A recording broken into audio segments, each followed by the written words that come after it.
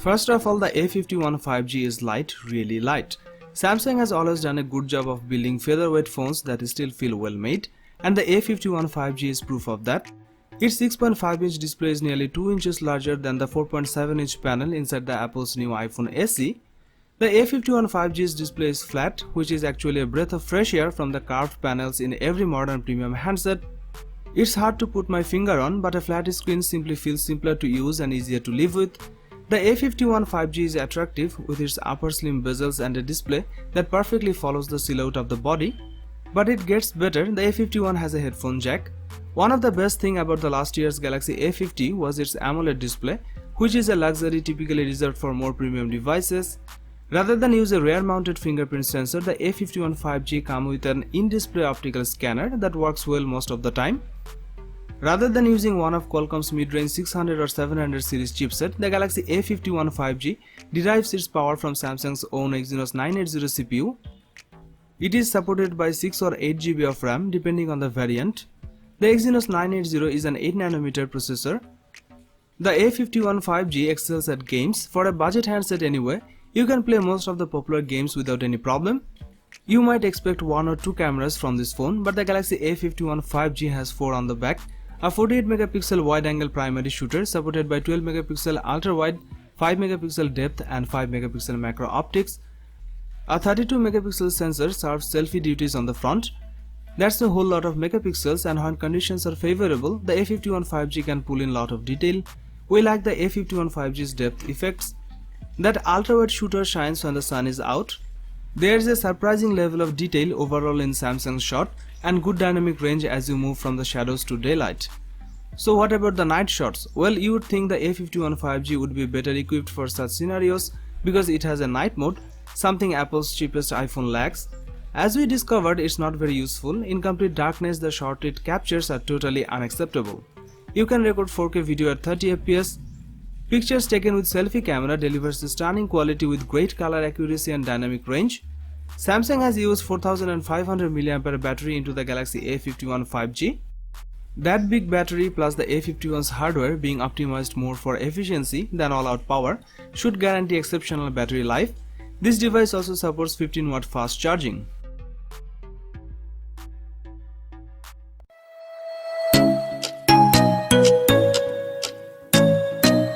The Mi Note 10 Lite sports the same 6.47-inch FHD Plus AMOLED display on the regular Mi 10 Note. The device comes with a water drop style notch which holds the front camera. It is powered by a Qualcomm Snapdragon 730G chipset. The device comes with two variants, 6GB of RAM and 64GB of onboard storage, or 8GB of RAM and 128GB of storage. If you consider the price, you are getting a good deal with the spec provided by Xiaomi. It also features a 3.5mm headphone jack. The phone comes with Mi UI 11 based on Android 10 out of the box. Mi Note 10 Lite featured a quad rear camera array along with dual LED flash, a primary 64MP Samsung GW1 sensor, an 8MP ultra-wide camera, a 5MP macro lens and a 2MP depth sensor. You can record 4K video at 30 FPS with this device. Over to the front, the Mi Note 10 Lite have a 32MP selfie camera. As for the power, there is a 5260 mAh battery with 30W fast charging support. With this battery, you can easily go through a day without any trouble.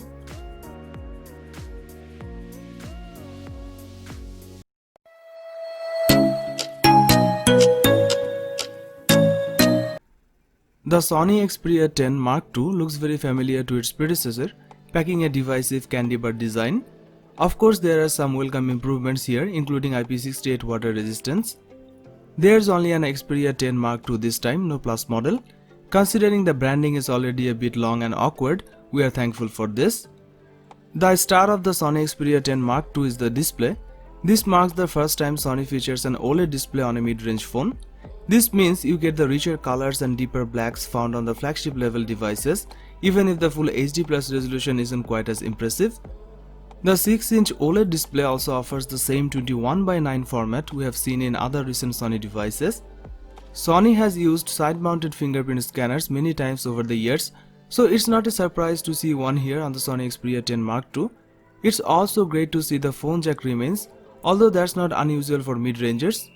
You will find the Qualcomm Snapdragon 665 processor paired with 4GB of RAM and 128GB of storage. The Xperia 10 Mark II packs 3 cameras on the rear. The ultra-wide camera has a 16mm focal length and an 8MP sensor. The telephoto lens has a 52mm focal length and 8MP. Then there's the main camera, a 12MP wide-angle lens with a 26mm focal length. There's also support for 21:9 image capture and 4K movie recording. Pictures taken with the camera delivers decent result with vivid color and amazing details. We are happy to see both telephoto and ultra-wide-angle lenses on the Sony's latest mid-ranger. On the front you will find a single 8MP camera for selfie. Don't judge this camera from its megapixel count, it's a solid performer. As for the battery, this device is powered by a 3600 mAh battery with 18W fast charging support.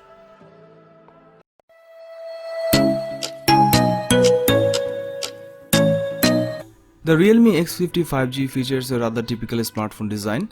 The bezel-less display, curved glass back, no headphone jack. It's a 2020 smartphone through and through. Its uniqueness lies in the front-facing camera, a dual-camera setup that results in a longer than usual cutout on the top left of the display. The Realme X55G has a pretty standard 120Hz display. The Realme X50 comes with an IPS LCD technology display that has a size of 6.57 inches. It gives a resolution of 1080 by 2400 pixels and the density of the display is 401 ppi. The body of the device is built with Gorilla Glass 5 on the front as well as back. The entire frame of the device is made with aluminum. Apart from this, the device is also splash resistant, which makes you fearless while using the phone near the beach, a poolside party and so on. The chipset of the smartphone is Qualcomm Snapdragon 765G and it is packed with 6GB or 8GB or 12GB of RAM that helps with the smooth functioning of the device and 128GB or 256GB of inbuilt storage depending on the variation you buy. This chipset will easily handle the best of the Google Play Store has to offer regarding the games. It is worth noting that there is no external memory card slot, which means increasing the storage is not an option, but 128GB and 256GB should be enough to store all your pictures, videos and documents. The smartphone consists of a quad camera setup, 64MP plus 12MP telephoto lens which supports 2x optical zoom and 8MP ultra-wide lens, and another 2MP dedicated macro camera. It also features LED flash, HDR and panorama. The X55G shoots video at 4K resolution. Shots taken with the X55G are not going to topple the best out there, especially in low light, but for the price they are competitive and better than those taken on the OnePlus 8. On the front side of the device there is a dual camera that consists of a 16MP and 8MP ultra-wide lens that clicks awesome selfies. This device is powered by a 4200 mAh battery with 30W fast charging support.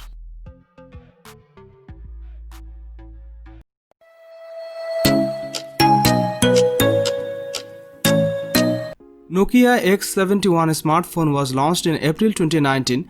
The phone comes with a 6.39-inch LCD touchscreen display. It is powered by an octa-core Qualcomm Snapdragon 660 processor. It comes with 6GB of RAM. As far as the cameras are concerned, the Nokia X71 on the rear packs triple camera setup consisting of a 48MP main shooter and 8MP ultra-wide lens along with a 5MP depth sensor. There is a 16MP camera on the front for selfies. This device is based on Android 9.0 Pie and packs 128GB of inbuilt storage that can be expanded via microSD card up to 256GB. It is powered by a 3500 mAh battery with 18W fast battery charging support. It was launched in black color.